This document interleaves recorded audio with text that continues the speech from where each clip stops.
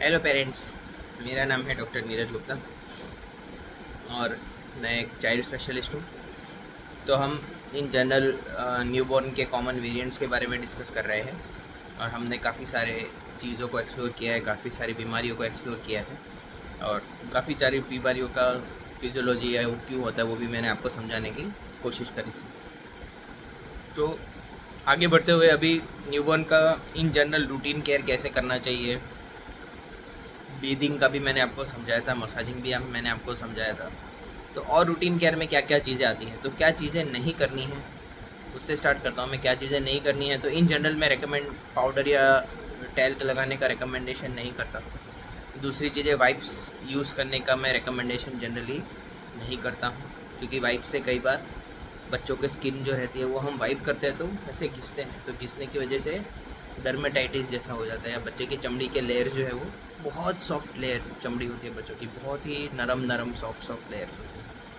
तो वाइप्स का एक तो मैं रिकमेंडेशन नहीं देता। वाइप से ज़्यादा मैं ये बोलता हूँ कि या तो आप टिश्यू पेपर, बहुत सारा टिश्यू पेपर एक साथ ले लीजिए, या तो टिश्यू पेपर के रोल्स बहुत ईजीली अवेलेबल होते हैं मार्केट में, वो आप ले लीजिए और अपने बच्चों के क्लीन करने के लिए उसको डैब करके इस्तेमाल करिए। दूसरा रूटीन केयर में क्या आता है, रूटीन केयर में कॉर्ड केयर मतलब नाड़ू का कैसे ध्यान रखना है। तो नाड़ू पे जनरली अगर आपके लोकल एरिया में ज़्यादा इन्फेक्शन नहीं होते हैं नाड़ू पे, तो नाड़ू पे कोई भी चीज़ लगाने की ज़रूरत नहीं है। कॉमन कल्चर के हिसाब से नाड़ू पे सिंदूर लगाया जाता है, कई कल्चर्स में गोबर लगाया जाता है, कई कल्चर्स में बहुत सब अलग अलग चीज़ें लगाई जाती है। वो हमें डेफिनेटली नहीं करनी है। उससे हमें बच्चे को कोई फ़ायदा नहीं होगा, उससे नुकसान होने के चांसेस ज़्यादा है।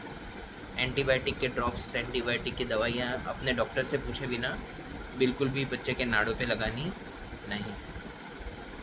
तो पहले 28 दिन बच्चा बहुत ज़्यादा कमज़ोर रहता है, बहुत ज़्यादा अपने मम्मी पापा और अपने सराउंडिंग एनवायरनमेंट पे डिपेंडेंट रहता है।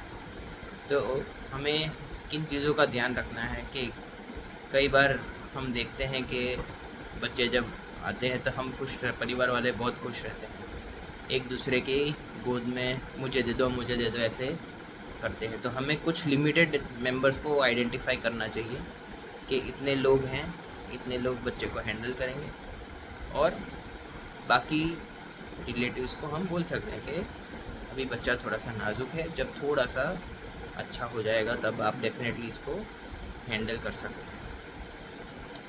दूसरी इम्पोर्टेंट चीज़ जो हमें ध्यान रखनी है वो क्लोथिंग का एक बहुत ज़्यादा कॉमन कंसर्न, बहुत ज़्यादा कॉमन टेंशन पेरेंट्स को रहती है। तो एरिया वाइज बहुत वेरी करता है। तो इन जनरल हम यही कहते हैं जितनी ठंडी गर्मी आपको लगती है उतनी ही ठंडी गर्मी आपके बच्चे को भी लगने वाली है। तो अगर आपको ठंड लग रही है, तो आपको ऐसा लग रहा है ठंड महसूस हो रही है, तो आप बच्चे को थोड़ा बहुत कवर करके रख सकते हैं।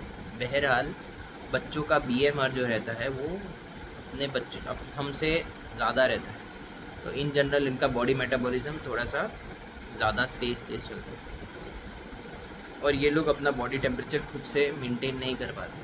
तो अगर इनको ठंड लगती है तो इनके हाथ पाँव या तो नीले नीले पड़ने लगते हैं, पेट का हिस्सा गरम गरम हो जाता है। तो अगर ऐसा हो रहा है तो फिर बच्चे को थोड़ा सा ढक दीजिए। तो एक तो ये चीज़ का हमें ध्यान रखना है। दूसरी इम्पॉर्टेंट चीज़ जो हमें ध्यान रखनी है वो ओवर क्लोथिंग। बहुत सारे पेरेंट्स हम देखते हैं ओवर क्लोथिंग करके लाते हैं। ओवर क्लोथिंग मतलब 1 से 2 से 3 से 4 इतने सारे शर्ट्स पहना के रखे हुए होते हैं। इन जनरल मैं सभी पेरेंट्स को यही एडवाइस करता हूँ कि ओवर क्लोथिंग किसी भी बच्चे को नहीं करना है। ओवर क्लोथिंग से बच्चे की स्किन रैशेज होने के बहुत सब चांस रहते हैं, और स्किन रैशेज तो होते ही हैं। कई बार ओवर क्लोथिंग की वजह से बच्चों को बुखार आता है, फंगल इन्फेक्शंस होते हैं, ज़्यादा स्वेटिंग होता है, उसकी वजह से भी दिक्कत हो सकती है। तो आई होप ये इन्फॉर्मेशन आपको यूज़फुल लगी हो। आपको कुछ भी क्वेरी हो तो डेफिनेटली आप मुझे पूछ सकते हैं। आई होप आप अपने पेरेंटहुड एंजॉय कर रहे हैं और हाँ, अपने पेरेंटहुड में अपने बच्चों को अच्छे से अपने कल्चर्स के बारे में और अपनी जो अच्छी चीज़ें हैं वो उनको सिखाएं। धन्यवाद।